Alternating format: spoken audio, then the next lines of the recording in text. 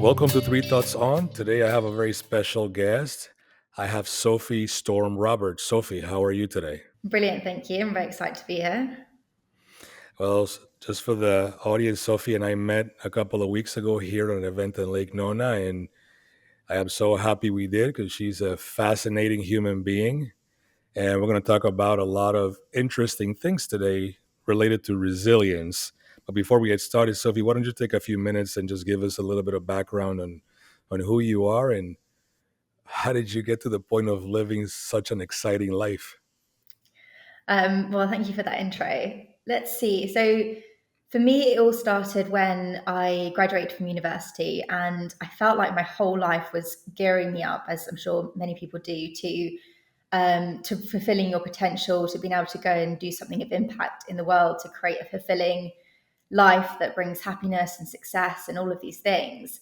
And actually, I ended up in a job that was so far from what I thought I was going to be able to do. I ended up doing sales for a tech startup in London, and I thought, okay, this isn't my dream job, but I'm going to throw myself into it. But within 6 months of being there, I very quickly realized this isn't the place I'm going to find the answers to the burning questions that I have, which are who am I? What's my potential? What was I put on this planet to do? I was early 20s and I really wanted to explore the answers to those questions. And at the same time, I found the whole sort of corporate environment that I was in and the structure of it very limiting and very much like, you need to tick all these boxes. And I had all these aspirations and dreams for myself, but they felt a million miles away because I had to go by the rules and everyone was like, oh, you don't like your job? Well, no one likes their job. That's why we all meet in the pub after work and we have a few beers and we forget about it and we just get on with it. That's what we all do. But that whole settling for something that felt so far away from what I truly believed I was capable of doing and what I really, wanted to do with my life just didn't sit with me. So I stayed with the job and I thought, I'm going to take this into my own hands. And I turned to the world of adventure and mountains and the outdoors because that to me seemed a place that was limitless. And what I found was that there, when I started to challenge myself, I started to set myself these adventures and physical endurance challenges, that there were no limitations. There was no, the I could climb the highest mountain or dream up the biggest thing I could possibly think of. And the only one that was going to make it happen was me, and no one was going to stand in my way either. So the first challenge that I set myself was an adventure race in the jungle of Borneo. And I went out to Borneo with 40 people that I'd never met before, and we did all kinds of adventure racing. And it was just the most phenomenal experience. And it culminated with this climb up Mount Kinabalu, which is the highest mountain in Southeast Asia. And we were standing on top of this mountain at sunrise. And this was also the first holiday that I'd taken from my job. So first of all, I thought it's pretty cool that you get paid to go on holiday. And also I'd earned a bonus for my sales job, which I also thought was really cool because I was like, I always worked hard in my life anyway. And now someone was paying me extra money to do a good job. So I was like, great. And now here I am standing on the summit of this mountain in Borneo. And it was just this huge light bulb moment for me. And it was like, okay, this is how I'm going to become the person that I want to become. And you mentioned at the start talking about resilience. And for me, I always had this desire, like I want to be confident in who I am. I want to be brave in how I live my life. I want to be resilient against the storms that life sends us. And until this point, I hadn't figured out how I was going to become that person. And so that started this whole journey, which has now become my life and my brand, my purpose, my mission, Challenge Sophie. And for quite a few years, I was exploring this in my job and I was going from kind of strength to strength. I was part of the growth team of the UK's fastest growing tech startup at the time, running a division of 30 people and loving that whole environment. But at the same time, on my weekends and in my holidays, I was going from one adventure to the next. So from the Borneo challenge to doing triathlon, which led on to Ironman, cycling from London to Paris in 24 hours, cycling coast to coast across the USA from LA to Miami. I was actually a captain of one of the teams, the two teams that raced neck and neck to do that. and then going on to quitting my job and launching myself out into the world, starting a blog, starting a Twitter account right at the beginning, early 2013, when that was all starting to kick off. And then moving to the mountains in Chamonix, which was my dream. I want to live in the mountains, I want to be part of this environment. And doing something that really put me on the map, which was this Alpine coast to coast expedition, which I came up with. No one else in the whole world has done it. And it was to climb the highest mountains in the 8 Alpine countries and cycle between them. And that took me 32 days. And I was fortunate to get sponsored by Adidas at that time. They sent out a film crew. And it really just kind of it put me on the map in a way that people were like, oh, she was sitting in this office job a few months ago. She was talking about doing all of this stuff, but now she's gone and done it. And it just gave me this opportunity, this platform to start talking about this concept of challenging yourself and how powerful it can be. And I was just openly sharing my journey and just saying to the world, you know, guys, like I want to break down the barriers so that you can find your own version of extraordinary too, because I feel like I've managed to, or I'm on the journey of finding out mine, and this is how I've done it. And I believe that each and every one of us has this incredible power and resilience and strength within us that is actually just currently untapped.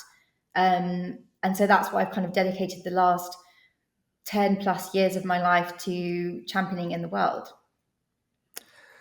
Well, what a story. Thank you for sharing. So there's a lot there. I've been taking notes because I want to ask you a few questions on that. So I guess for the audience, if we zoom out a bit, you went from having a corporate job in London to do an adventure race in Borneo. Uh, how many days was this challenge in Borneo? The Borneo challenge was 10 days. 10 days. So I'm assuming you're hiking, you're cycling, maybe horseback. I mean, it's one of these typical types of things, and then you end up at the peak of a mountain, and then you have to come down, Yeah. right? Because you can't stay there, right? Yeah. So, what kind of an athlete were you before you jumped into doing this? I mean, were you one of these people that was athletic and you did sports in high school and college, or was this just something you just happened to want to do one day when you woke up? Yeah, that's a great question. I was not athletic or sporty. I mean, I used to do sport a lot when I was younger and not so much at university. But I was like, my school that I went to, we were like the epitome of it's not the winning that counts, it's the taking part. Because we used to lose at absolutely everything. We went to school in central London.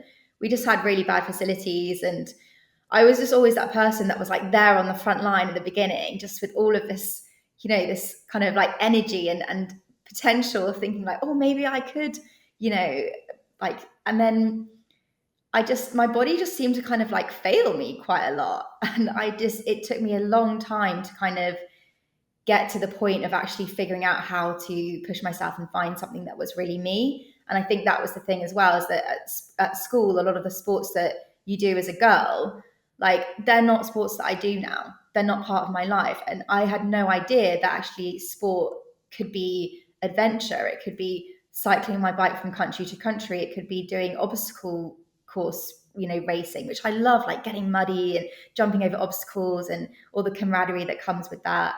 So it has just been this like phenomenal journey. And the moment that when I started to get fit before the Borneo challenge, I did this thing called British military fitness, which is essentially boot camp, military style boot camp in London's parks. And I loved it. And I would go there in the morning before I went to work. And it felt like this part of my life where every single time I went, I could go further and further and like push deeper and deeper. And that limit of where your body starts to say, oh no, I can't push any further. That was really inspiring me, because it made me feel like, oh, I can just put more and more effort into this and I can keep growing. And yeah, so it has been this phenomenal journey of then learning how to cycle and doing triathlon, learning how to climb mountains. But all of that whole adventure side of it, and everyone I've learned and everything that all the people I've met has just been, yeah, such a huge part of my journey. How long did you have to prepare in this British military fitness before you felt that you were ready? I mean, you really going into this blind, right? Because you say you're going to go to Borneo for 10 days, right? Have you been Yeah. to Borneo before? No. No. All right. So you're basically jumping into the unknown. So I'm assuming you talk to some folks out there in London. It's like, look, I'm doing this. I need to train for this. Where do I start? And you probably met some folks who were familiar with that type of thing, and they said, okay, you got to do this, you got to do that. Here's what you do. But you really don't know until you get there, right?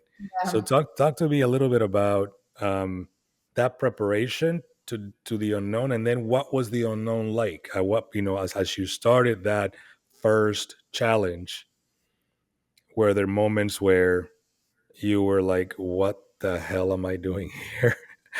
Or Well, was it just, you were so prepared, the people you were working with did such a good job that you just went through it and it was fine? I think that I tend to throw myself in at the deep end a lot, and I like it that way. And I have no problem doing things where I don't know people or doing things that other people aren't doing.